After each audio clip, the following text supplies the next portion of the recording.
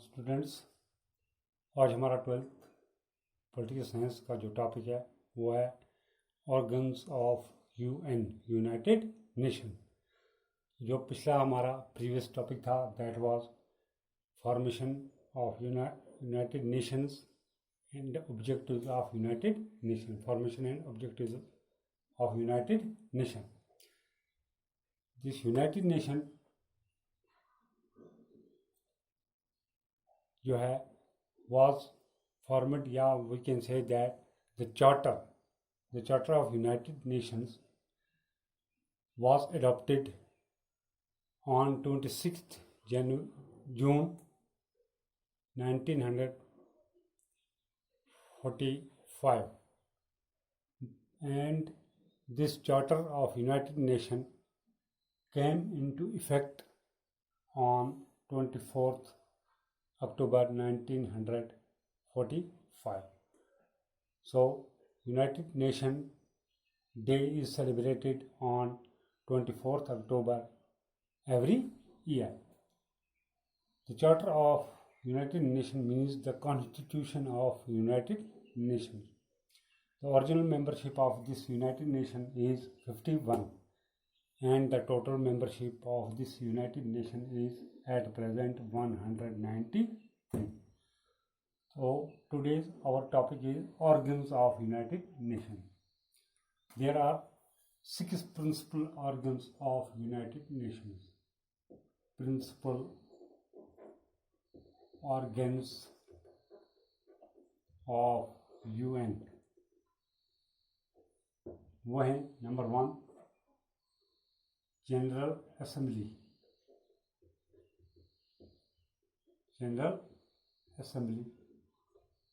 Number 2 security council,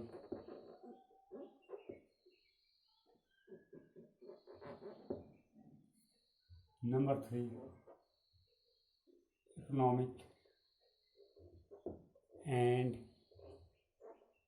social council,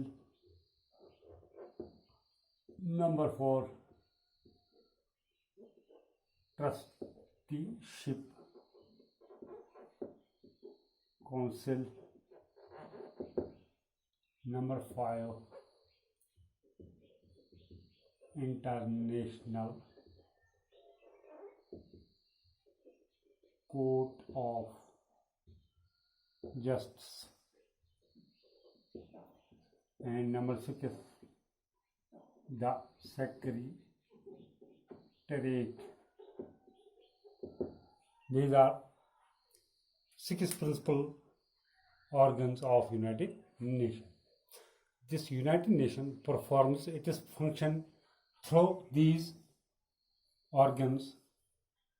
तो सबसे पहला जो ऑर्गन है दैट इज जनरल असेंबली, दूसरा सिक्योरिटी काउंसिल, तीसरा economic and social council, trusteeship council, international court of justice, ban अवी अदालत, द सेक्रेटरी। तो यहाँ एक बात याद रखने की ज़रूरत है कि इन 6 ऑर्गन्स में से which organ is more powerful, इनके सबसे ज़्यादा पावरफुल ऑर्गन कौन सा है, that is security council, because it comprises of, it consists of 5 permanent members, and in Security Council there are 5 permanent members. इसलिए कहा जाता है कि सिक्योरिटी काउंसिल जो है ये सबसे ज़्यादा पावरफुल है, यानी कि कोई भी डिसीजन लिया जाए, कोई इंटरनेशनल लेवल का, कहीं वार हो, कहीं पीस मेंटेन करनी हो, तो it is the function of security council. चलो हम आज ये पढ़ेंगे जनरल असेंबली। पहला है हमारा आज का General Assembly.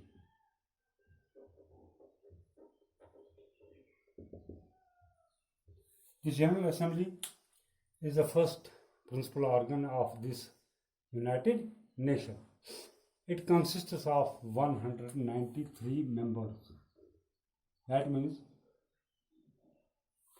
जो टोटल मेंबरशिप यूनाइटेड नेशंस की है वही मेंबरशिप किसकी है, general assembly. Assembly. This General Assembly is the first important organ of United Nations. हाँ, इसका काम क्या, it performs the function of legislature, कानून बनाना। It performs the function of legislature, यानी जिस तरह हमारा पार्लियामेंट है, लेजिस्लेचर है, वहाँ कानून बनाए जाते हैं, वही काम है जनरल असेंबली का, कानून बनाना, डिबेट है, डिस्कशन है, या हम कहेंगे सुपरविजन है। तो ये काम किसके हैं, जनरल असेंबली के। हाँ, तो इट परफॉर्म या it's function is to legislate. क्या लेजिस्लेट करना है, दैट इज डिबेट है असेंबली के अंदर, डिस्कशन है, सुपरविजन है, सुपरवाइज करना, सुपरविजन, या हम कहेंगे टू पास बजट एक्सेट्रा, और भी बहुत से काम, ये मेन फंक्शन थे। These are some main function of this general assembly of United Nation. पहला इसका यही काम है कि ये पहला ऑर्गन है, बहुत बड़ा ऑर्गन है, इसकी जो मेंबरशिप है that is equal to United Nation, कि यूनाइटेड नेशन के अंदर जितने भी मेंबर हैं, चाहे परमानेंट है नॉन परमानेंट है, कुल मिलाकर 193 हैं। तो वही मेंबरशिप है किसी जनरल असेंबली की भी। पहला फंक्शन इसका टू लेजिस्लेट या legislature, it performs the function of legislature. क्या है उसमें, कौन सा लेजिस्लेचर, यानी क्या क्या करना है, डिबेट है, डिस्कशन है, सुपरविजन है, बजट पास करनी वगैरह, ये किसके काम है, जनरल असेंबली के। उसके अलावा it elects non permanent members of security council, non permanent members of security council, ये इलेक्ट करती है जो नॉन परमानेंट, एक है परमानेंट और नॉन परमानेंट, परमानेंट 5 हैं, नॉन परमानेंट जो है 10 है, for 2 years this general assembly elects non-permanent members of security council। उनकी तादाद जो है, जिस the number of this non-permanent member of security council is 10, and these are elected for a period of या for a term of 2 years। it also elects, इसको ये और भी इलेक्ट करते हैं, इट आल्सो इलेक्ट जजेस of international court of justice. जो international court of justice है, ये बैन अवी अदालत, जितने भी जजेस हैं इसके अंदर उनका इलेक्शन, यानी कि उनको मुंतखब कौन करती है, जनरल असेंबली। यानी जनरल असेंबली इलेक्ट्स द जजेस of international court of justice, and उसके अलावा secretary general of United nation, and पहले जजेस of international court of justice and secretary general of UN, ये से काम है, जज को इलेक्ट करना और सेक्रेटरी जनरल जो है इनका, उनको इलेक्ट करना। It also elects its own chairman and vice chairman, अपने जो प्रेसिडेंट कहेंगे chairman, president and vice president जो है जनरल असेंबली का, वो भी इलेक्ट करती है कौन सी, जनरल असेंबली। तो जो आज का secretary general of United nation है वो है एंटोनियो गुटेरेस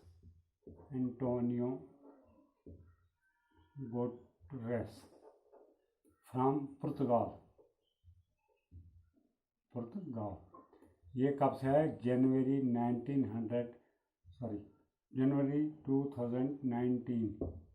2019 जनवरी से ये हमारे सेक्रेटरी जनरल हैं ऑफ यूनाइटेड नेशन।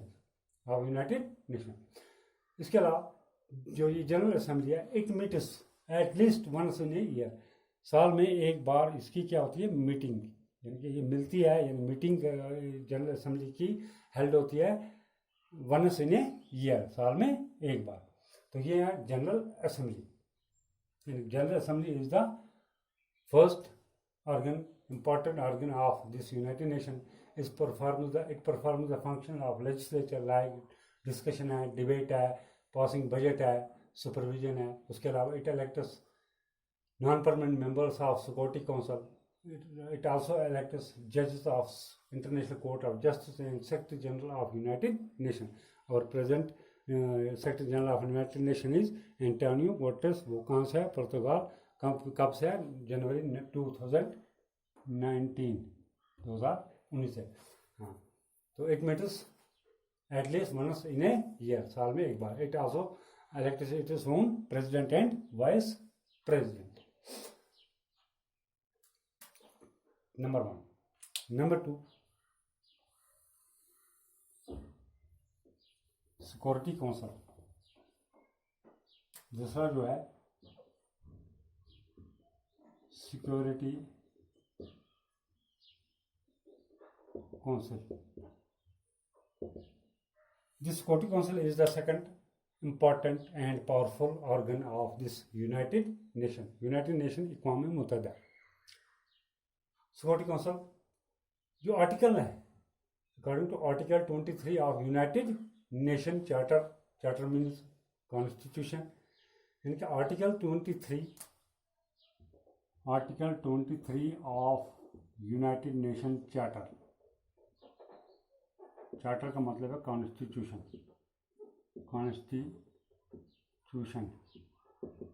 जिस तरह हमारे इंडिया का कॉन्स्टिट्यूशन है, पाकिस्तान का कॉन्स्टिट्यूशन, ये सिंपली कॉन्स्टिट्यूशन है, आइन। और इसी तरह यूके का जो कॉन्स्टिट्यूशन है उसका नाम है मैग्ना कार्टा। तो इसी तरह जो यूनाइटेड नेशंस का चार्टर है यानी कि कॉन्स्टिट्यूशन है, उसका नाम रखा गया है चार्टर। उसको चार्टर कहते हैं। Article 23 of United Nation charter जो है, this 23 deals with the composition of security council. 23 article जो है इसके अंदर यही डील किया गया, ये लिखा गया है, यानी कि ये किसके साथ रिलेटेड है? कंपोजिशन ऑफ सिक्योरिटी काउंसिल, यानी कि सिक्योरिटी काउंसिल के अंदर कितने मेंबर्स होने चाहिए, परमानेंट कितने होने चाहिए, नॉन परमानेंट कितने होने चाहिए। तो ये डील करता है ये article with the composition of security council. तो जो यानी कि बिफोर जनवरी 1966 1966 से पहले जो सिक्योरिटी काउंसिल है ऑफ यूनाइटेड नेशन, इसकी तादाद थी 5 + 6 = 11, total 11, 5 permanent, 6 non permanent. But at present there are 15 total. Out of 15, 5 are permanent and 10 are non-permanent. ये permanent है, ये non-permanent. These are permanent member. यानी कि permanent मुल्क member, यहाँ पर एक फर्द की बात नहीं है, इंडिविजुअल की बात नहीं है, किसी प्रेसिडेंट की बात नहीं है। यहाँ मेंबर का मतलब है मुल्क, नेशन। दुनिया के अंदर जितने में नेशन है यानी कि 193 नेशन जो हैं वो किसके मेंबर हैं? पर इसके हमारे यूनाइटेड नेशंस के। तो बिफोर जनवरी 1966 जो सिक्योरिटी काउंसिल की तादाद थी, इसकी कंपोजिशन थी, that was 11, 5 permanent, 6 non permanent. At present जो है वो है टोटल मेंबरशिप जो इसकी सिक्योरिटी काउंसिल के अंदर मेंबर हैं, कंट्री मेंबर हैं, वो हैं 15, और उसमें 5 परमानेंट हैं और 10 नॉन परमानेंट। जो 5 परमानेंट मेंबर्स हैं, बड़े मुल्क दुनिया के अंदर जो सुपर पावर्स हैं, न्यूक्लियर पावर्स हैं, वो हैं USA, UK, China, France, United states America, United kingdom, China, France और 2, 3, 4 फ्रांस, और इसके अलावा एंड USSR जो आज रशिया है, जिस USSR कोलैप्सिड इन 1991 में जो कोलैप्स हो गया, उसके बाद the seat of this USSR in United Nations security council was taken by this Russia on 31st December 1991। तब से रशिया है, Russia is a republic of this USSR। So these are 5 permanent members of United Nations Security Council: America, USA, UK, बरतानिया, China, France और USSR जिसको हम उर्दू में रूस कहते हैं। तो इसका सबसे बड़ा जो फंक्शन है इसका सिक्योरिटी काउंसिल का है, it perform function but two way. पहला जो इसका फंक्शन है, एक फंक्शन है, the first and important function of the Security Council is to maintain or we can say establish international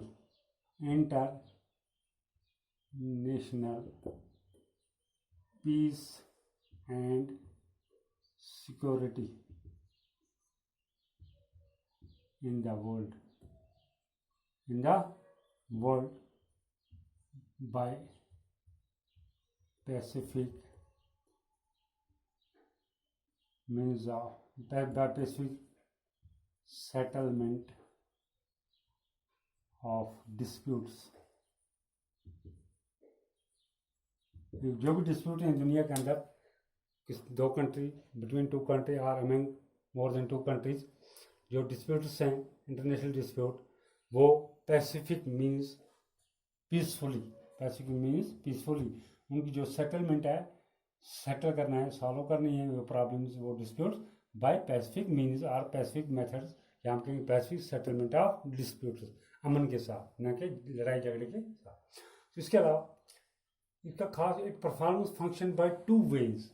इसके अलावा पहले यूनाइटेड नेशन का जो 23 चार्टर ऑफ यूनाइटेड नेशन है, यानी कि कॉन्स्टिट्यूशन ऑफ यूनाइटेड नेशन, वो 23 आर्टिकल डिक्लेयर करता है या डील करता है with the composition of United nation security council. तो जनवरी 1966 से पहले सिक्योरिटी काउंसिल की कुल तादाद 11 थी, but at present the total membership of the security council is 15। Out of this 5 are permanent, 10 are non permanent.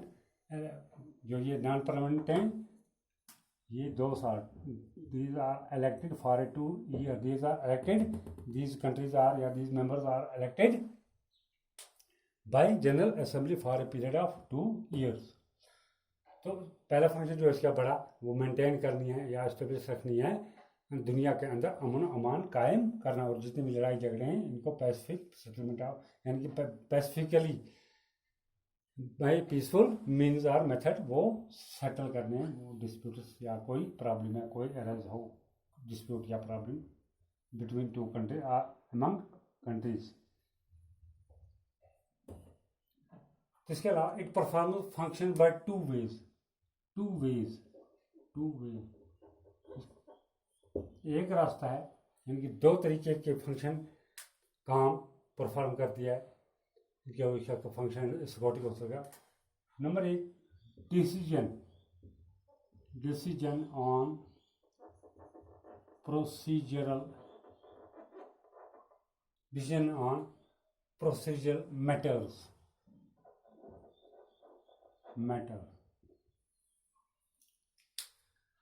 on procedural matters, the decision of Security Council shall be made by an affirmative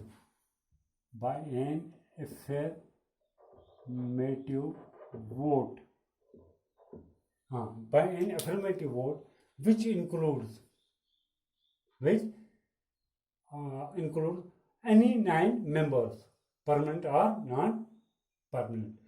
या हम कहेंगे जो on procedural matter, जो procedural matters हैं उसके अंदर decision of security council का जो डिसीजन है शैल बी मेड, वो होना चाहिए by an affirmative vote. Affirmative means not negative but positive. Not negative हम कहेंगे पॉजिटिव, यानी कि मुस्बत। इसका मतलब है हाँ करना, वोट अपने किसी सपोर्ट में, किसी सपोर्ट करना, किसी कोई एग्रीमेंट है, कोई डिसीजन देना, उसकी सपोर्ट में कुछ कोई वोट कास्ट करे या कुछ कहे, उसको हम कहते हैं अफर्मेटिव वोट। यानी कि on procedural matter the decision of security council shall be made by an affirmative vote of any 9 members, 9 members की बात आ गई, 9 members, चाहे वो परमानेंट हों या और नॉन परमानेंट। यानी कि अगर कुछ ऐसे मामलात होते हैं जिनके अंदर सिक्योरिटी काउंसिल को फैसला लेना है, अगर उनमें से सिक्योरिटी काउंसिल के अंदर टोटल कितने 15, अगर 15 में से 9 मेंबर जो है, 9 जो मेंबर्स हैं सिक्योरिटी काउंसिल के आउट ऑफ 15, अगर 9 मेंबर्स ने उसको सपोर्ट किया, यानी कि अफर्मेटिव वोट अपना कास्ट किया या सपोर्ट किया किसी चीज़ को, तो इसका मतलब है this decision is to be taken, ये लिया जाएगा।